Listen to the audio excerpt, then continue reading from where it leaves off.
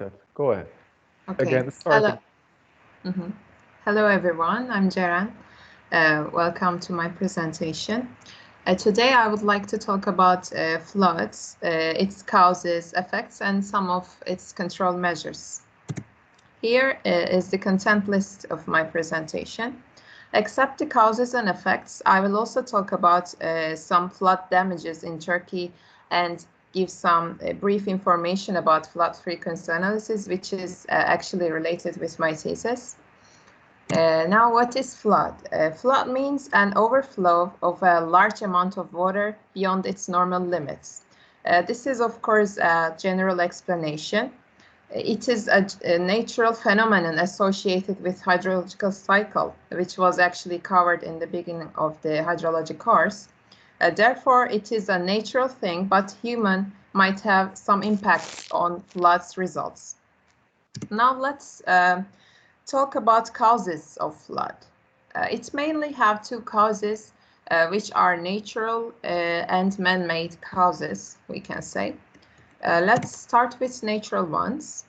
Uh, we can list them as high-intensity rainfalls or meandering passage of rivers, blockage of river passages, high tides, storm surge, or tsunamis. These are some of the natural causes of flood hazards. But when it comes to man-made causes, urbanization is the number one, as well as deforestation. Increasing population, of course, increases people's need to construct more. Therefore, they need more lands to live on.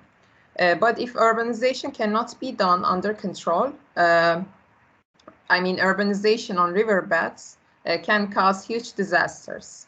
So, what about the effects of floods? Of course, losses of human lives, physical damages, proliferation of diseases, and some non-tolerant tree species can die as well. Also, transport links are destroyed during a flood hazard. And of course, economic losses are huge as well. Now, let's talk about some floods occurred in Turkey. Floods actually are the second most destructive type of natural disaster in Turkey after earthquakes. And the Marmara region in the northwestern Turkey suffered from a series of floods during 7th and 10th September 2009, with 32 human losses and more than $100 million of economic damage. Istanbul is actually historically has been vulnerable to natural disasters. Since 1967, the city suffered from 13 major floods. Because the city has grown rapidly over the last 40 years due to internal migration to Istanbul. In order to absorb the increasing population, new settlements have been built, mostly illegally on the outskirts of the city. And this rapid urbanization led people to occupy floodplains to open up new spaces for development. And this was a very huge mistake, which caused human losses and economic losses as well. And another thing is Edirne flood. And a heavy rainfall hit Edirne, causing Tunca and Meriç riverbeds to overflow and forcing hundreds of people to evacuate from their villages to safer zones on a Sunday in 2015. And in August 2021, the Black Sea region in Turkey was affected by catastrophic flooding. On 7th of August, a series of thunderstorms began, and they continued until 14th, and this caused several floods and several landslides as well. At least 81 people died, and 28 more were injured in the floods. It was actually very heartbreaking, and more than 1,800 people were evacuated as well from a couple of cities in Black Sea region. Now let's talk about how can we try to decrease the effects of these flood hazards. We can talk about flood control methods for this. They mainly separated into two: soft engineering methods, which are non-structural, and hard engineering methods, which are actually structural methods. Let's firstly talk about non-structural methods. These can be considered as flood forecasting, flood frequency analysis, afforestation, or flood plain zoning. Afforestation actually increases the infiltration of rainwater, therefore decreases the quantity of surface runoff water, which decreases the probability of possible flood hazard, we can say. When it comes to structural engineering, embankments, dams, reservoirs are being built to be able to reduce the water volume and prevent hazards. Here you can see Oymapınar Dam in Antalya, and here you can see an embankment example from Germany, which is built to prevent floods. Now let's talk about flood frequency analysis. Firstly, we can learn what frequency is. Frequency is the number of time that a given magnitude flood may occur in a given period. So what is it for? Okay. It is for safe and economic planning. Knowing the magnitude and possible frequency of reoccurrence of floods is important for safe designs, and that's why flood frequency analysis are required, we can say. Now let me talk about floodplain zoning now, because flood frequency analysis also help us do floodplain zoning as well. Floodplain zoning reduces the risk and the cost of damages flooding causes. As you can see, all the urbanization is completely away from the river channel. This is called floodplain zoning. And now let's continue with flood frequency analysis. In this analysis method, we use maximum discharge records and past flood data. And this data is collected by General Directorate of Meteorology and General Directorate of State Hydraulic Works in Turkey. And flood frequency analysis uses these historical records of peak flows. Annual peak flow is the highest momentary peak discharge in a water year. And there are some statistical methods that can be used, such as probability plotting methods, Weibull formula, and Gumbel's method, etc. Now I want to talk about the probability methods and also reoccurrence interval as well.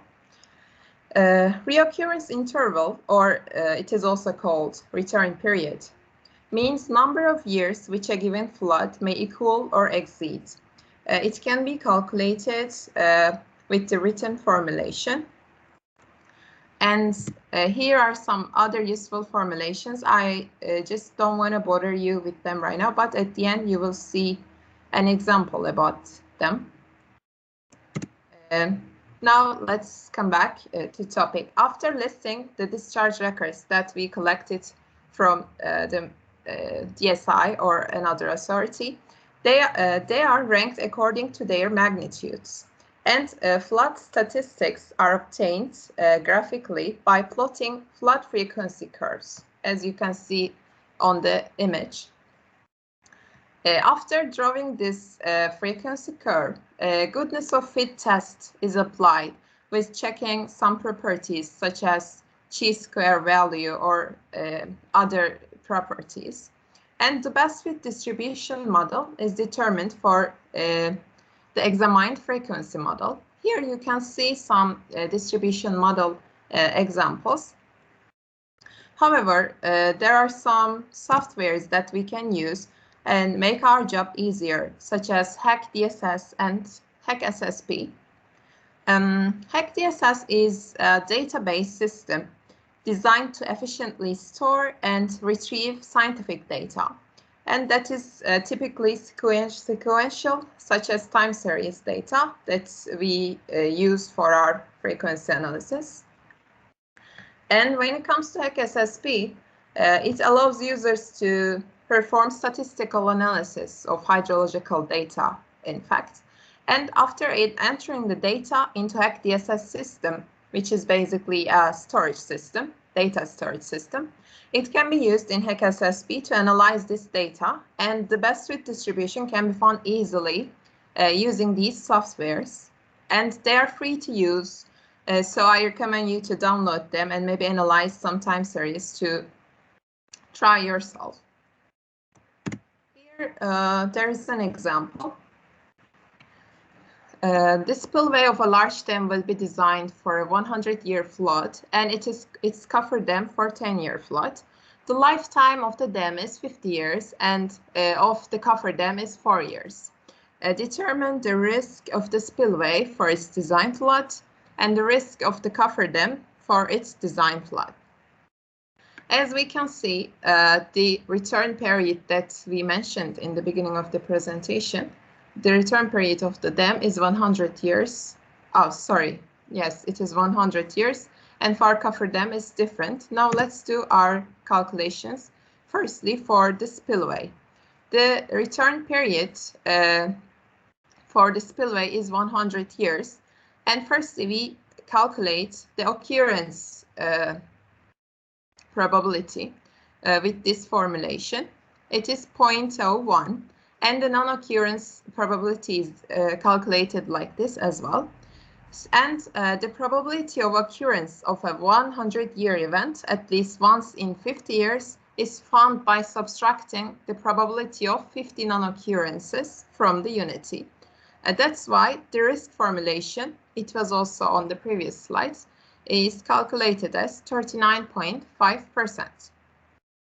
Now, if we do the same thing for the cover dam of the spillway, the return period is 10 years, and probability of occurrence is 0.10, probability of non-occurrence is 0.9, and the risk is calculated as 34.39%, we can say. It was a simple example for you to see the formulations that I mentioned before.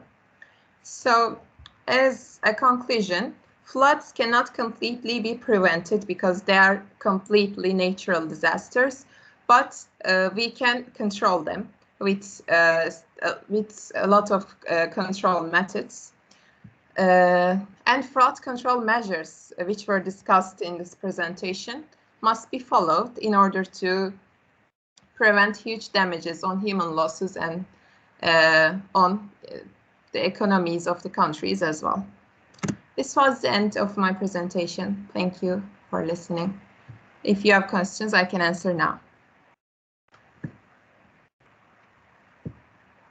Professor? Thank you, Ceren, for your presentation. Is there any question from students?